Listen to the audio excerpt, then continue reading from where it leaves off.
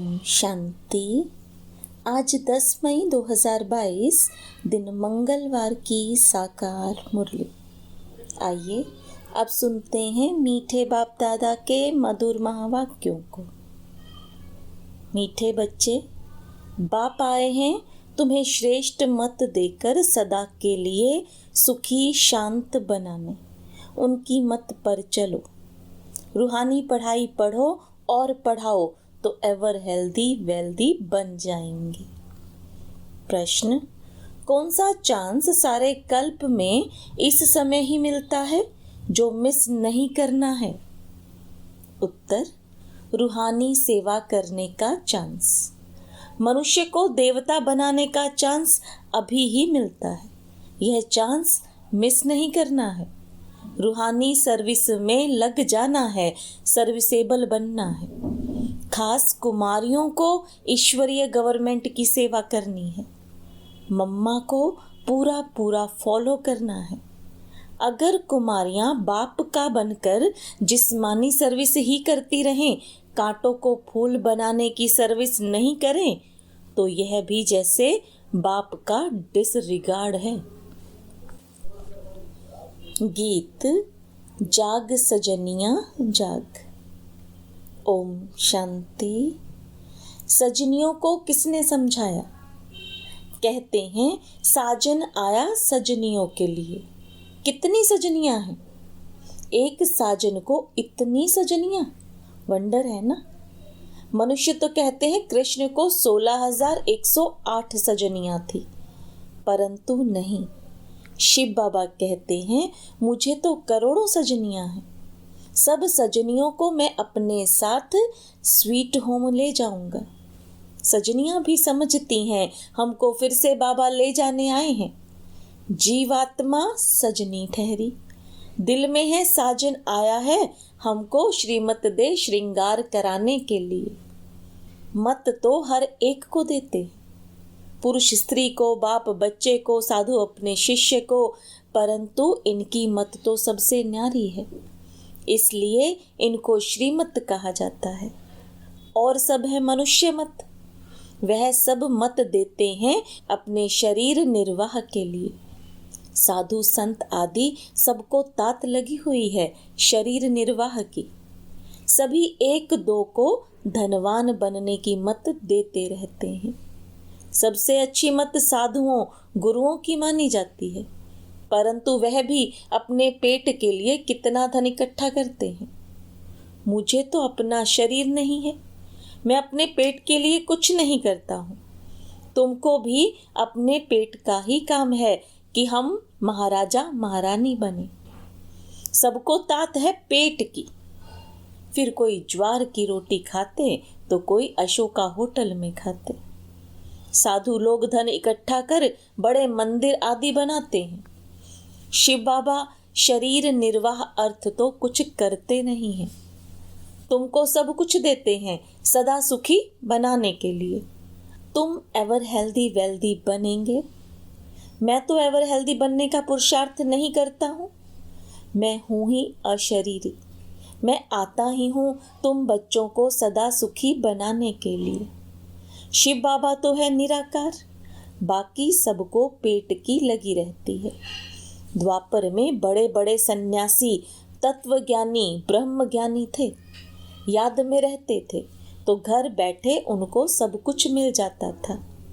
पेट तो सबको है, सबको भोजन चाहिए, परंतु योग में रहते हैं, इसलिए उनको धक्का नहीं खाना पड़ता है। अब बाप तुम बच्चों को युक्ति बतलाते हैं कि तुम सदा सुखी कैसे रह सकते हो। बाबा अपनी मत देकर विश्व का मालिक बनाते हैं। तुम चिरंजीवी रहो, अमर रहो, सबसे अच्छी मत उनकी है। मनुष्य तो बहुत मत देते हैं, कोई इम्तिहान पास कर बैरिस्टर बन जाते, परंतु वह सब है अल्पकाल के लिए। पुरुषार्थ करते हैं अपने और बाल बच्चों के पेट के लिए। अब बाबा तुमको श्रीमत देते हैं, हे बच्चे श्रीमत पर चल, यह रूहानी पढ़ाई पढ़ो जो मनुष्य विश्व का मालिक बन जावे। सबको बाप का परिचय दो तो बाप की याद में रहने से एवर हेल्दी वेल्दी बन जाएंगे। वह है अविनाशी सर्जन। तुम बाप के बच्चे भी रूहानी सर्जन हो, इसमें कोई तकलीफ नहीं। सिर्फ मुख से आत्माओं को श्रीमत दी जाती है। सर्वोत्तम सेवा तुम बच्चों को करनी है, ऐसी मत तुमको कोई दे ना सके। अब हम बाप के बच्चे बने हैं तो बाप का धंधा करें या जिस्मानी धंधा करें। बाबा से हम अविनाशी ज्ञान रत्नों की झोली भरते हैं। शिव के आगे कहते हैं भर दे झोली। वह समझते हैं 10-20 हजार मिल जाएंगे। अगर मिल गए तो बस उन पर बलिहार जाएंगे, बहुत खातिरी करेंगे। वह सब है भक्ति मार्ग। अब सबको बाप का परिचय दो और बेहद की हिस्ट्री ज्योग्राफी सुनाओ। बहुत इजी है। हद की हिस्ट्री ज्योग्राफी में तो बहुत बातें हैं। यह बेहद की हिस्ट्री ज्योग्राफी है कि बेहद का बाप कहाँ रहते हैं, कैसे आते हैं। हम आत्माओं में कैसे 84 जन्मों का पाठ भरा हुआ है। बस जास्ती कुछ नहीं समझाओ, सिर्फ अल्फ और बे। हम आत्मा बाप को याद करके विश्व का मालिक बन जाएंगी। अभी पढ़ना और पढ़ाना है। अल्फ माना अल्लाह, बे माना बादशाही। अब सोचो, यह धंधा करें या जिस्मानी धंधा कर 200-400 कमाएं। बाबा कहते हैं अगर कोई होशियार बच्ची हो तो मैं उनके मित्र संबंधियों को भी दे सकता हूँ, जिससे उनका भी शरीर निर्वाह चलता रहे। परंतु बच्ची अच्छी हो, सर्विसेबल हो, अंदर बाहर साफ हो, बोली की बड़ी मीठी हो। वास्तव में कुमारी की कमाई माँ बाप खा नहीं सकते।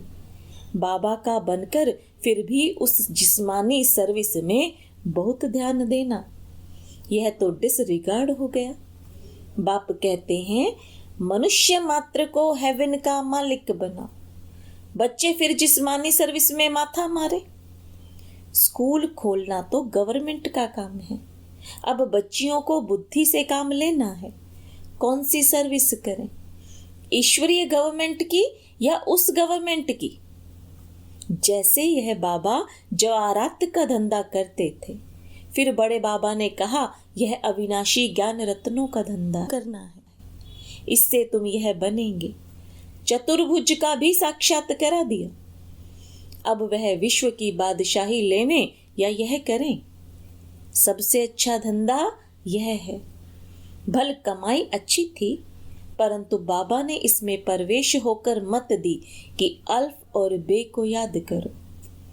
कितना सहज है, छोटे बच्चे भी पढ़ सकते हैं। शिव बाबा तो हर एक बच्चे को समझ सकते हैं, यह भी सीख सकते हैं। यह है बाहरयामी, शिव बाबा है अंतर्यामी। यह बाबा भी हर एक की शक्ल से, बोल से, एक्ट से सब कुछ समझ सकते हैं। बच्चियों को रूहानी सर्विस का चांस एक ही बार मिलता है। अब दिल में आना चाहिए, हम मनुष्य को देवता बनाएं या कांटों को कांटा बनाएं। सोचो क्या करना चाहिए। निराकार भगवानुवाच, देह सहित देह के सब संबंध तोड़। अपने को आत्मा समझ बाप को याद करते रहो। ब्रह्मा के तन से बाप ब्राह्मणों से ही बात करते हैं। वह ब्राह्मण लोग भी कहते हैं ब्राह्मण देवी देवताए नमः। वह कुख वंशावली, तुम हो मुख वंशावली। बाबा को जरूर ब्रह्मा बच्चा चाहिए। कुमार का बताओ बाबा को कितने बच्चे हैं? कोई कहते 600 करोड़, कोई कहते एक ब्रह्मा। भले तुम त्रिमूर्ति कहते हो, परंतु ऑक्यूपेशन तो अलग अलग है ना। विष्णु की नाभि से ब्रह्मा निकला, ब्रह्मा की नाभि से विष्णु, तो एक हो गए। विष्णु 84 जन्म लेते हैं, वह ब्रह्मा। बात तो एक ही है। बाकी रहा शंकर, ऐसे तो नहीं शंकर सो शिव होता है, नहीं। त्रिमूर्ति कहलाया जाता है, परंतु राइटियस बच्चे 2 हुए। यह सब ज्ञान की बातें हैं। तो बच्चियों के लिए यह सर्विस करना अच्छा है या मैट्रिक आदि पढ़ना अच्छा है? वहां तो अल्पकाल का सुख मिलेगा, थोड़ी तनख्वाह मिलेगी। यहाँ तो तुम भविष्य 21 जन्मों के लिए माला माल हो सकते हो। तो क्या करना चाहिए? कन्या तो निर्बंधन है। अधर कन्या से कुंवारी कन्या तीखी जा सकती है क्योंकि पवित्र है। मम्मा भी कुमारी थी ना। पैसे की तो बात ही नहीं, कितनी तीखी गई तो फॉलो करना चाहिए। खास कन्याओं को कांटों को फूल बनाएं, ईश्वरीय पढ़ाई का चांस लें, यह उस पढ़ाई का। कन्याओं का सेमिनार करना चाहिए। माताओं को तो पति आदि याद पड़ता है, सन्यासियों को भी याद बहुत पड़ता रहता है। कन्याओं को तो सीढ़ी चढ़नी नहीं चाहिए। संग का रंग बहुत लग जाता है। कोई बड़े आदमी का बच्चा देखा, दिल लग गई, शादी हो गई, खेल खत्म। सेंटर से सुनकर बाहर जाते हैं तो खेल खत्म हो जाता है। यह है मधुबन। यहाँ ऐसे भी बहुत आते हैं, कहते हैं हम जाकर सेंटर खोलेंगे, बाहर जाकर गुम हो जाते हैं। यहाँ ज्ञान का गर्भ धारण करते हैं, बाहर जाने से नशा गुम हो जाता है। माया ऑपोजिशन बहुत करती है। माया भी कहती है वाह, इसने बाबा को भी पहचाना है, फिर भी बाबा को याद नहीं करते तो हम भी घूंसा मारेंगे। ऐसे नहीं कहो कि बाबा आप माया से कहो, हमको घूंसा ना मारे। युद्ध का मैदान है ना। एक तरफ है रावण की सेना, दूसरे तरफ है राम की सेना। बहादुर बन राम की तरफ जाना चाहिए। आसुरी संप्रदाय को ही देवी संप्रदाय बनाने का धंधा करना है। जिस्मानी विद्या तुम जिनको पढ़ाएंगे, जब तक वह पढ़कर बड़े हो तब तक विनाश भी सामने आ जाएगा। आसार भी तुम देख रहे हो। बाबा ने समझाया है, दोनों क्रिश्चियन भाई भाई आपस में मिल जाएं तो लड़ाई हो ना सके, परंतु भावी ऐसी नहीं है, उनको समझ में ही नहीं आता है। अब तुम बच्चे योग बल से राजधानी स्थापन कर रहे हो। यह है शिव शक्ति सेना, जो शिव बाबा से भारत का प्राचीन ज्ञान और योग सीखकर भारत को हीरे जैसा बनाते हो। बाप कल्प के बाद ही आकर पतितों को पावन बनाते हैं। तुम सब रावण की जेल में हो, शोक वाटिका में हो, सब दुखी हो। फिर राम आकर सबको छुड़ाए, अशोक वाटिका स्वर्ग में ले जाते हैं। श्रीमत कहती है, कांटों को फूल, मनुष्य को देवता बनाओ। तुम मास्टर दुख हरता सुख करता हो, यही धंधा करना चाहिए। श्रीमत पर चलने से ही तुम श्रेष्ठ बनेंगे। बाप तो राय देते हैं, अब बाप कहते हैं अर्जी हमारी मर्जी आपकी। अच्छा, मीठे मीठे सिकिलते बच्चों प्रति माता पिता बाप दादा का याद प्यार और गुड मॉर्निंग। रूहानी बाप की रूहानी बच्चों को नमस्ते। रूहानी बच्चों की रूहानी बाप दादा को याद प्यार, गुड मॉर्निंग और नमस्ते। धारणा के लिए मुख्य सार, सर्विसेबल बनने के लिए अंदर बाहर साफ बनना है। मुख से बहुत मीठे बोल बोलने हैं। देह सहित देह के सब संबंधों से बुद्धि योग हटाना है। संग से अपनी संभाल करनी है। बाप समान मास्टर दुख हरता सुख करता बनना है। रूहानी सेवा कर सच्ची कमाई करनी है। रूहानी बाप की मत पर रूहानी सोशल वर्कर बनना है। वरदान, मैं और मेरा बाबा। इस विधि द्वारा जीवन मुक्त स्थिति का अनुभव करने वाले सहज योगी भव। ब्राह्मण बनना अर्थात देह संबंध और साधनों के बंधन से मुक्त होना। देह के संबंधियों का देह के नाते से संबंध नहीं, लेकिन आत्मिक संबंध है। यदि कोई किसी के वश परवश हो जाते हैं तो बंधन है, लेकिन ब्राह्मण अर्थात जीवन मुक्त। जब तक कर्मेंद्रियों का आधार है तब तक कर्म तो करना ही है, लेकिन कर्म बंधन नहीं, कर्म संबंध है। ऐसा जो मुक्त है वो सदा सफलता मूर्त है। इसका सहज साधन है मैं और मेरा बाबा। यही याद सहज योगी सफलता मूर्त और बंधन मुक्त बना देती है। स्लोगन, मैं और मेरेपन की अलाए अर्थात खाद को समाप्त करना ही रियल गोल्ड बनना है। मातेश्वरी जी के अनमोल महावाक्य। यह जो मनुष्य गीत गाते हैं, ओ गीता के भगवान अपना वचन निभाने आ जाओ।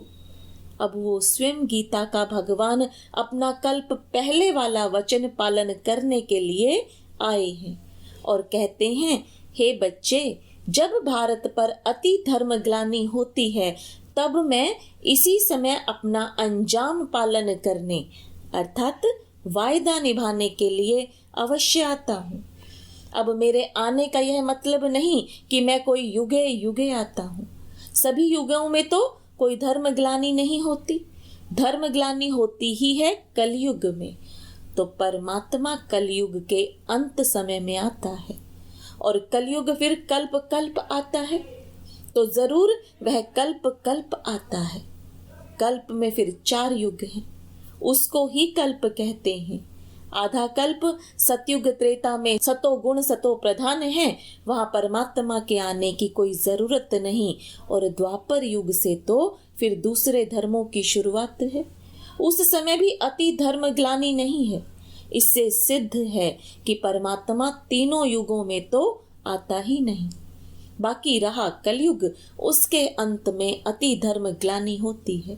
उसी समय परमात्मा आए अधर्म विनाश कर सत्य धर्म की स्थापना करते हैं। अगर द्वापर में आया होता तो फिर द्वापर के बाद सतयुग होना चाहिए। फिर कलयुग क्यों? ऐसे तो नहीं कहेंगे परमात्मा ने घोर कलयुग की स्थापना की। अब यह तो बात नहीं हो सकती, इसलिए परमात्मा कहते हैं, मैं एक हूँ और एक ही बार आए अधर्म अथवा कलयुग का विनाश कर सतयुग की स्थापना करता हूँ। तो मेरे आने का समय संगम युग है। अच्छा, ओम शांति।